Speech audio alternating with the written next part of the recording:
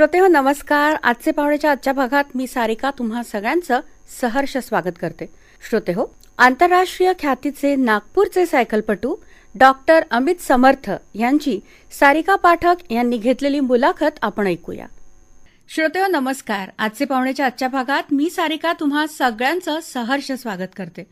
श्रोतेहो, आपल्या नागपूर शहरात आजवर अनेक महान क्रीडापटू ॲथलीट्स घडले आहेत. त्यापैकीच एक विशेष व्यक्तिमत्व म्हणजे नागपूरचं भूषण असलेले जगविख्यात सायकलपटू डॉक्टर अमित समर्थ. त्यांनी आजवर सायकलीनं जगातील विविध कठीण स्पर्धांमध्ये यशस्वी सहभाग घेतलाय. त्यांचे गुण किती वर्णावे तेवढे कमीच होतील. चला तर त्यांच्या या यशस्वी कारकिर्दीविषयी त्यांच्याकडूनच आपण अधिक जाणून घेऊया.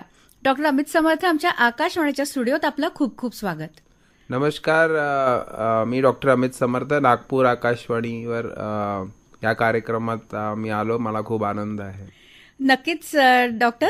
सगळ्यात पहिले तर आम्हाला म्हणजे ही जिज्ञासा आहे की वैद्यकीय क्षेत्रात असून सुद्धा आपण सायकलिंग आणि एवढ्या मोठ्या मोठ्या स्पर्धांच्या विश्वाकडे कसे वळलात? म्हणजे मला फिटनेस वगैरेचा नेहमीच म्हणजे एक ॲडिक्शन आहे की काय. पण मी ॲक्च्युली शाळेत खूप लठ्ठ होतो. अच्छा. हां, 10वी-पर्यंत 12वी-पर्यंत खूप लठ्ठ होतो. माझं वजन खूप जास्ती होतं. 100 किलोच्या वर वजन होतं माझं. तर ते वजन कमी करायसाठी मी स्पोर्ट्समध्ये सुरू केलं आणि मग आधी मी मॅरेथॉन्स धावायचो आणि मार्शल आर्ट्स वगैरे करायचो. मग त्या मॅरेथॉन्स धावता धावता मग मला ट्रायथलॉनची आवड आली. ट्रायथलॉन म्हणजे स्विमिंग, सायकलिंग, रनिंग तिन्ही स्पोर्ट्सचा एक कॉम्बिनेशन असतं ते. आणि मग मला म्हणजे जे मित्र होते त्यांनी खूप मला म्हणजे पाहिलं की माझं सायकलिंग पण खूप चांगलं आहे, रनिंगपेक्षा पण सायकलिंग जास्ती चांगलं आहे. तर मग मी ट्राय केलं मोठ्या मोठ्या रेसेसमध्ये जायला सायकलिंगमध्ये आणि म्हणून सायकलिंगमध्ये माझं जास्ती नाव झालं, जास्ती मोठे मोठे अचिव्हमेंट्स आले. अच्छा.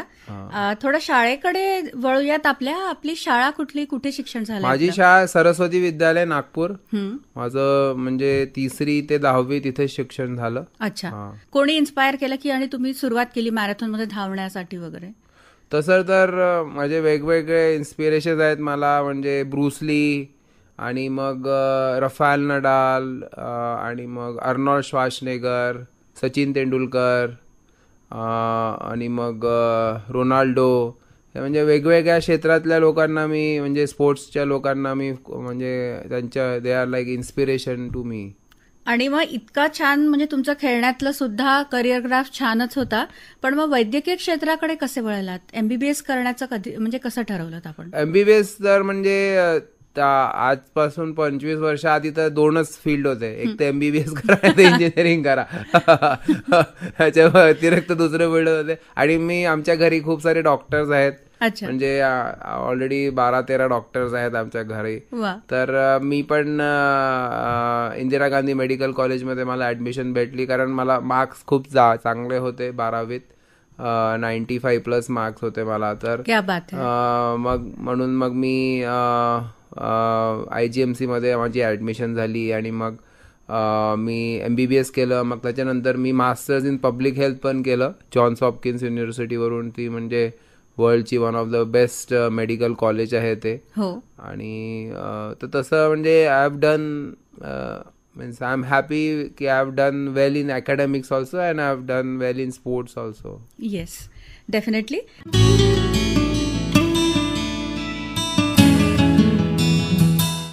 मग डॉक्टर अमित समर्थ, विविध या ज्या स्पर्धा आजवर आपण काबीज केलेल्या आहेत याची तयारी आपण कशी करता याविषयी जाणून घ्यायचं आहे. स्पर्धा म्हणजे हे सगळं सायन्स आहे, सायंटिफिक आहे. ह्युमन फिजिओलॉजी, बायोकेमिस्ट्री आणि अॅनाटॉमी ह्याचा एक मिक्स आहे. हे सगळं याचा अभ्यास आपण तसाही केलेलाच आहे. ऑलरेडी याचा खूप अभ्यास केलाच आहे MBBS मध्ये. तर तुमचं फिजिओलॉजिकल ट्रेनिंग, अॅनाटॉमी आणि बायोकेमिस्ट्री जर तुम्ही चांगल्याने समजलं तर याचं एक, आणि हे सगळ्या जे ट्रेनिंग असतं मॅरेथॉन धावणे, ट्रायथलॉन धावणे, याचं एक सायंटिफिक मेथड असते. त्या मेथडनी जर तुम्ही ट्रेनिंग केलं त्याचा एक शेड्यूल फॉलो करावा लागतो वीक बाय वीक. आणि असं रोज सेम ट्रेनिंग करायची गरज नाहीये तुम्हाला. तर वेगवेगळ्या ट्रेनिंग रोज करायचं आणि त्याच्याने म्हणजे तुम्हाला इंटरेस्ट पण येतो आणि इट इज लाईक सायंटिफिकली ते तुम्हाला बिल्डअप करावं लागतं ट्रेनिंग हळूहळू. असं नाही की एकदम पहिल्याच दिवशी जर तुम्हाला मॅरेथॉन धावायचे तर पहिल्याच दिवशी जाऊन तुम्ही 20 किलोमीटर धावले, असं नसतं ते ट्रेनिंग. ते हळूहळू बिल्डअप करावं लागतं. 5 किलोमीटर, 6 किलोमीटर, 10 किलोमीटर असं करत ते बिल्डअप असतो तो. आणि मग बिल्डअप करून मग तुमचं फिटनेस वाढतं, तुमच्या हार्टचं फिटनेस वाढतं, तुमच्या शरीराचं फिटनेस वाढतं, तुमचे मसल्स स्ट्रॉंग होतात, तुमचे लंग आणि हार्ट लंगचं जे कार्डिओव्हॅस्क्युलर सिस्टम स्ट्रॉंग होतं. मग फिजिओलॉजिकली पण तुमचं सिस्टम स्ट्रॉंग होतं, म्हणजे एनर्जी द्यायसाठी तेवढा इव्हेंट करायसाठी. तर असं ते सायंटिफिकली बॉडीला हळूहळू जर तुम्ही ट्रेन केलं तर ती मोठं असं काहीतरी करायला तयार होते काही ऑलमोस्ट 4 ते 5 महिन्यानंतर. आणि मग तुम्ही तो इव्हेंट करू शकता. आणि डॉक्टर हे पण विचारावं असं वाटतं, मग हे जे सगळं ट्रेनिंग आहे हे आपल्याला नागपूरमध्येच प्रशिक्षण मिळालं की बाहेर पण जावं लागलं? नागपूरमध्येच. आणि बाहेर म्हणजे मी बाहेरच्या कोचेसला वगैरे पण कन्सल्ट केला आधी जेव्हा मी हे सगळं शिकत होतो. पुस्तकं पण खूप वाचले मी याच्यावर. आणि ते बिल्डअप कसं करायचं हळूहळू, आणि त्याचं पण बिल्डअपचा एक शेड्यूल असतो. 3 हफ्ते तुम्ही बिल्डअप करा, मग 1 हफ्ता पूर्ण रेस्ट असतं बॉडीला, मग परत रेस्टमध्ये बॉडी पूर्ण रिकवर होते, स्ट्रॉंग होते. तर it is a 24 hour job. जे training is a 24 hour job. म्हणजे तुमची ट्रेनिंग करता 2-3 तासाचं ट्रेनिंग असेल, मग त्याच्यानंतर तुम्ही काय जेवता, तुमचं न्यूट्रिशन काय, तुम्ही किती तुमचं sleep is also very important. कारण स्लीपमध्येच मसल स्ट्रॉंग होतात, बॉडी स्ट्रॉंग होते. स्लीपमध्येच पूर्ण तुमच्या बॉडीची रिकव्हरी होते. फक्त ट्रेनिंग केलं आणि तुम्हाला जर झोपच नाही आहे प्रॉपर तर तुम्हाला तुमचं बॉडीचं फिटनेस वाढणार नाही, ॲक्च्युली फिटनेस खाली जाईल. तर training is a 24 hour job. It is a combination of your actual training, then nutrition आणि मग तुमचं स्लीप.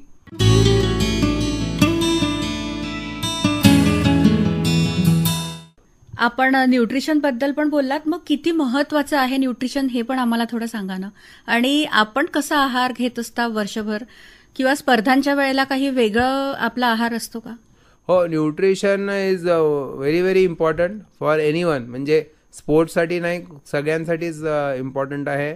आणि न्यूट्रिशनमध्ये मी म्हणजे घरचंच जेवतो सगळं. आणि फक्त आणि I am vegetarian. I was not a vegetarian but since 5 months I am fully vegetarian. आणि असं काही फरक नसतो व्हेजिटेरियन आणि नॉन व्हेजिटेरियनमध्ये. तर मलाही आता रिअलाइज झालं की there is no need to be eating non veg food आणि व्हेजिटेरियन फूड. आणि पूर्ण तुमचा जे इंडियन आहार आहे तर ॲक्च्युली त्याच्यात सगळंच काही आहे. त्याच्यात कार्बोहायड्रेट्स आहे, त्याच्यात फॅट आहे, त्याच्यात प्रोटीन्स पण आहेत. प्रोटीनसाठी तुम्ही एक्स्ट्रा काही एग्स खाऊ शकता. You don't have to eat flesh for protein intake. Yes, you can eat eggs also. You can eat. तर आजकाल तर खूप सारे प्रोडक्ट्स पण निघाले आहेत. Lot of dry fruits, groundnut is very high calorie food and very nutritious food. Then दुसरे जे सीड्स असतात, पंपकिन सीड्स, वेगवेगळे सीड्स खातो. आणि बाकी घरचंच जेवतो मी. आणि healthy food I prefer. I don't eat any sugary food. Even though माझं खूप ट्रेनिंग असतं तरी पण मी शुगरी म्हणजे I avoid sweets. I avoid totally. फरसाण मी खात नाही. वीकमधून एकदा मी उपवास पण करतो. अच्छा, हा. खूप छान आपण ही सगळी माहिती सांगताय डॉक्टर अमित समर्थ. आता आपल्या स्पर्धांकडे वळूयात. आपण भारतातील सगळ्यात मोठी जी सायकल रेस असते, श्रीनगर ते कन्याकुमारी, त्यात सुद्धा आपण प्रथम क्रमांक पटकावला. याविषयी आम्हाला जाणून घ्यायला आवडेल. कशा आठवणी आहेत आणि कशी तयारी केली होती? हो, म्हणजे रेस अक्रॉस इंडिया ही भारताची सगळ्यात लांब दुरीची रेस आहे. आणि म्हणजे 3700 किलोमीटरची रेस आहे. आणि जसं मी रेस अक्रॉस अमेरिका केला आहे तसंच आम्ही ही रेस अक्रॉस इंडिया आम्ही सुरू केली इंडियामध्ये. कारण इंडियामध्ये पण खूप सारे सायकलिस्ट आहेत आता. त्यांना पण अशा मोठ्या मोठ्या रेसेस करायच्या आहेत. तर आम्ही हे रेस अक्रॉस इंडिया, आणि ऑफकोर्स त्याचं ट्रेनिंग खूप म्हणजे कठीण असतं. 5-6 महिने ट्रेनिंग करावं लागतं, आणि हप्त्यातून 500 ते 600 किलोमीटर तुम्हाला सायकलिंग करावं लागेल. कधी कधी 700-800 किलोमीटर पण मी ट्रेनिंग केलं आहे पर वीक. आणि त्याच्यासोबत जिम ट्रेनिंग, सायकलिंग, आणि मग ते इंडोर ट्रेनर म्हणून असतं सायकलिंगचं. इंडोर ट्रेनर, ते इंडोर मशीन असते सायकलिंगची, तर ते पण लावून त्याच्यावर सायकलिंगची प्रॅक्टिस केली आहे. त्याच्याने सायकलिंगचं खूप इम्प्रूव्हमेंट येतं. तर ह्या अशा सगळ्या गोष्टी म्हणजे पूर्ण अशा शेड्यूल फॉलो करावा लागतो. असं 5-6 महिने जेव्हा तुम्ही ट्रेनिंग केल्यानंतर 5-6 महिन्यांनी तुमचं ते तेवढं फिटनेस डेव्हलप होईल की तुम्ही मग 7 दिवसात म्हणजे तुम्ही श्रीनगर ते कन्याकुमारी चालवू शकता सायकल. आणि आपण किती तास चालवायचात मग सायकल त्याच्यात तर पहिल्या दिवशी तर नॉनस्टॉपच जातं. म्हणजे फर्स्ट 30 अवर्स तर नॉनस्टॉपच, 32 अवर्स. कारण तुम्ही फ्रेश असता, माइंड फ्रेश असतं, तर 32 अवर्स तर नॉनस्टॉप. मग 32 अवर्स नंतर आम्ही स्लीप ब्रेक्स घेतो. मग त्याच्यानंतर दर 20 ते 21 तासानंतर स्लीप ब्रेक्स घ्यायचे, आणि 2-2 तास, 1.5 ते 2 तास झोपायचं, आणि मग 22 तास सायकल चालवायची. म्हणजे 6 दिवसात आपण ही स्पर्धा कम्प्लीट केली. हो, करू शकतो. पण त्याला तेवढं माइंड पण पाहिजे, तेवढं टफ माइंड पण पाहिजे, तेवढं झोप म्हणजे हँडल करता आली पाहिजे. आणि जसे शेवटचे 650 किलोमीटर तर मी नॉनस्टॉपच गेलो, झोपलोच नाही. कारण ते सगळे शेवटचं होतं, आणि म्हणजे संपल्यानंतर तर तुम्हाला झोप भेटणारच आहे. म्हणजे असं तुम्हाला समजावावं लागतं आपल्याला स्वतःला आणि नॉनस्टॉप जायचं. डॉक्टर अमित समर्थ, मग आपण इतकं कठीण ट्रेनिंग असतं आपलं सगळ्या स्पर्धांमध्ये भाग घेण्याचं, रिलॅक्स करण्यासाठी, मन शांत ठेवण्यासाठी, एकाग्र होण्यासाठी काय करता? काही विशेष आपण? रिलॅक्स करायसाठी सूर्यनमस्कार, आणि आपल्या योगासना खूप आहेत आपल्या, म्हणजे इंडियन जे आपलं सिस्टम आहे बेस्ट. तर स्पोर्ट्सवाल्यांसाठी तर सूर्यनमस्कार आहेत, आणि सूर्यनमस्कारचे वेगवेगळे प्रकार आहेत, तर ते आम्ही करतो ट्रेनिंगमध्ये, रोजच करतो मी. तर क्या बात है. आपण पोलंड वर्ल्ड अल्ट्रा सायकलिंग, त्यानंतर कोस्ट टू क्रेस्ट, त्याच्यानंतर ultra cycling race, racing across America, race across India, Red Bull, इतक्या सगळ्या स्पर्धांमध्ये सहभाग घेतलाय आजवर. आम्हाला या सगळ्या स्पर्धांविषयी जाणून घ्यायचं आहे. अरे बा, कसा अनुभव होता? बोलत बसलं तर 2 तास लागतील, पण आम्हाला थोडक्यात जाणून घ्यायला नक्कीच आवडेल. म्हणजे रेस अक्रॉस अमेरिका मी 2दा केला आहे. 2017 मध्ये मी पहिला भारतीय होतो ती रेस पूर्ण करणारा, आणि मग 2023 मध्ये पण मी पुन्हा रेस अक्रॉस अमेरिकामध्ये गेलो, आणि तेव्हा मी 6व्या क्रमांकावर आलो. आणि रेडबुल ट्रान्स सायबेरियन एक्स्ट्रीम तर ही 9100 किलोमीटरची सायकल रेस आहे, आणि ती करणारा एकच एशियन सायकलिस्ट मीच आहे पूर्ण एशियामध्ये आतापर्यंत. तर ती पण रेस म्हणजे तिथं खूपच म्हणजे मेमोरेबल रेस आहे, आणि त्याचे म्हणजे अजूनही लोक मला भेटतात तर ते आठवण काढतात की ते 9100 किलोमीटर सायकल चालवणं, आणि ते पण सायबेरियामध्ये आणि रशियामध्ये. It's a very different geography, different environment. तिथे म्हणजे 21 ते 22 तास तर म्हणजे डे लाईटच असायचा, आणि 2 तासाचीच रात्र असायची. हा, तर आणि अशा वेगवेगळ्या म्हणजे जसं रेस अराउंड पोलंड पण खूप एक अविस्मरणीय म्हणजे एक्सपिरियन्स होता माझा लास्ट इयर, आणि तिथे मी 4th आलो होतो वर्ल्ड अल्ट्रा सायकलिंग चॅम्पियनशिपमध्ये. तर तिथे ते पोलंड पण खूप सुंदर कंट्री आहे, आणि खूप तिथे क्लाइम्स आहेत, हिल्स आहेत, मोठे मोठे माउंटन्स आहेत. तर खूप म्हणजे कठीण रेस आहे ती. आणि पोलंड आणि अशी कंट्री आहे की तिथे म्हणजे पूर्ण लहान लहान गावच आहेत, म्हणजे ते बॉर्डरवर आहे. रेस अराउंड पोलंड, पूर्ण बॉर्डर, जी पोलंडची बॉर्डर आहे त्याच्या बिलकुल लागून जे रस्ते आहेत त्याच्यावर तुम्हाला सायकलिंग करायची आहे.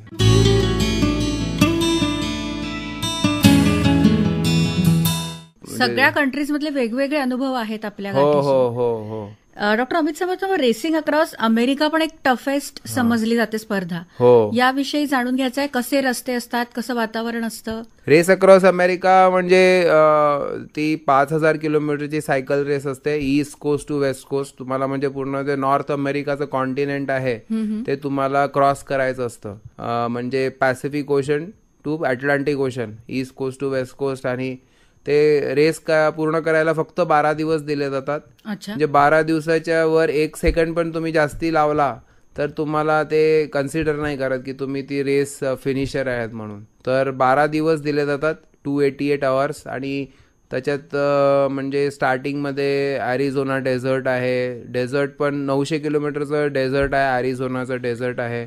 आणि हाय डेझर्ट, लो डेझर्ट आहेत. म्हणजे हाय डेझर्टमध्ये तिथे माउंटन्स आहेत डेझर्टमध्ये. आणि मग कोलोरॅडोचे माउंटन्स आहेत, रॉकी माउंटन्स. मग कॅन्सस आहे. कॅन्सस म्हणजे तिथे फ्लॅट रोड्स आहेत पण हवा खूप चालते, तर त्याच्यानी पण सायकलिंग करायला खूप प्रॉब्लेम होतो. तर असं वेगवेगळ्या टेरेन्स आहेत, वेगवेगळ्या कुठे रोलिंग हिल्स आहेत. तर अमेरिका क्रॉस करणं 12 दिवसात सायकलवर एक खूप चॅलेंजिंग असतं ते.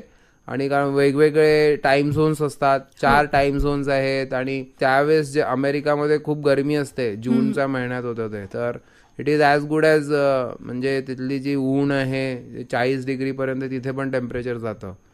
तर ती पण एक खूप कठीण रेस आहे आणि खूप आयकॉनिक रेस आहे, कारण ती 40-45 वर्षापासून ते ऑर्गनाईज करत आहेत ते. इतक्या सगळ्या स्पर्धांमध्ये आपण जात असताना आपल्यासोबत आपले सहकारी पण असतात का? हो, ते म्हणजे या ज्या सगळ्या रेसेस असतात त्या सपोर्टेड रेसेस असतात. म्हणजे race around Poland unsupported race होती. सपोर्टेड रेस म्हणजे त्याच्यात तुमच्या मागे एक क्रू कार असेल, ते तुम्हाला जेवण देतात, पाणी देतात, नॅव्हिगेशन, रस्ता दाखवतात, तुमचं मोटिवेशन करतात. तुम्हाला जर झोपायचं असेल तर झोपायची व्यवस्था करतात. तर सगळं म्हणजे ते करतात. तर ते सपोर्टेड असतं. तुमचं फक्त फोकस असतं सायकलिंग करायची as fast as you can. बरोबर. पण जे अनसपोर्टेड फॉर्मॅट पण मी केले आहे, जसं रेस अराउंड पोलंड आहे, त्याच्यात तुमच्यासोबत कोणीच नसतं, तुम्ही एकटे असता. आणि तुम्हालाच पूर्ण नॅव्हिगेशन करायचं आहे.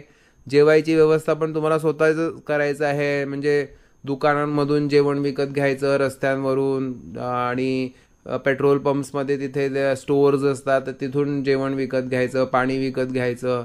आणि नॅव्हिगेशन पण स्वतःच करायचं. रात्री अंधारात पण स्वतःच एकटंच चालवायचं. बापरे. हा, सगळं एकटं. म्हणजे खूप कठीण असतं ते. अनसपोर्टेड करणं म्हणजे खूप कठीण असतं.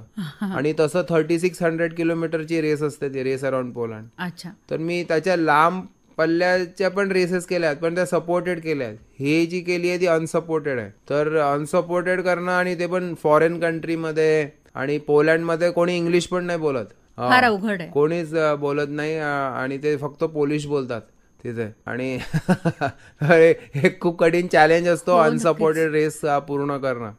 ऐकतानाच आम्हाला म्हणजे कठीण वाटतंय हे सगळं. आपण तर हे सगळं पार केलेलं आहे. रात्री चालवणं, तिथले जे म्हणजे रस्ते आहेत, जंगल आहे, रात्री अंधार असतो आणि पूर्ण जंगलचे पॅचेस येतात, 20-20, 25-25 किलोमीटरचे तिथे पूर्ण जंगल असतं. आणि तिथलं जंगल पण इतकं म्हणजे डेन्स आणि हे असतं, आणि मोठे मोठे ते झाडं असतात तिथे. तर इट इज व्हेरी चॅलेंजिंग. म्हणजे तुम्हाला खूप मेंटली टफ राहायला पाहिजे आणि फोकस राहायला पाहिजे की म्हणजे हे करायचं आहे म्हणून. खूप धीटाईने आपल्याला पुढे जावं लागतं. हो. आणि तुम्ही एकटे असतात, कोणी बोलायचं नाही.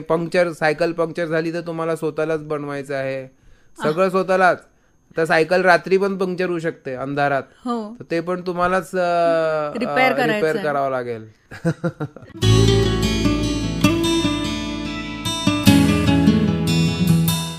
डॉक्टर अमित समर्थ, खूप छान आणि इंटरेस्टिंग या सगळ्या गोष्टी आपण सांगता आहात आम्हाला.